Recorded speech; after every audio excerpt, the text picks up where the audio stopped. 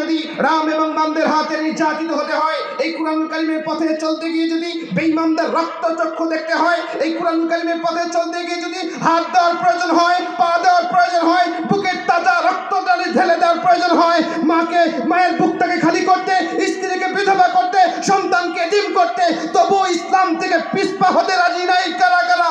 দুহাত উঁচু করে আল্লাহকে দেখা যায়।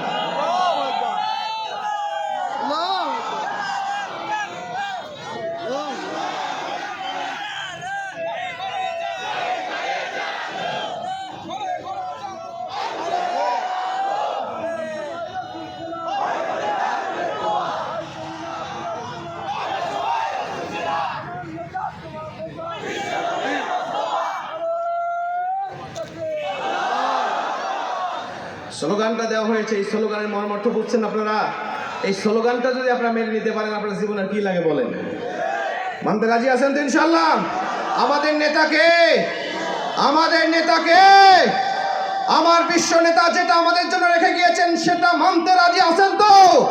জীবন যদি চলে যায় তাতেও রাজি আছেন তো?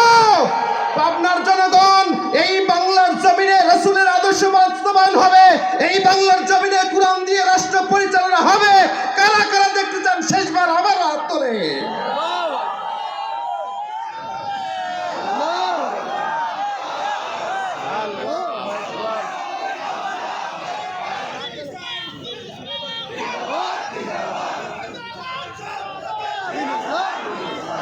আপনার হয়েছে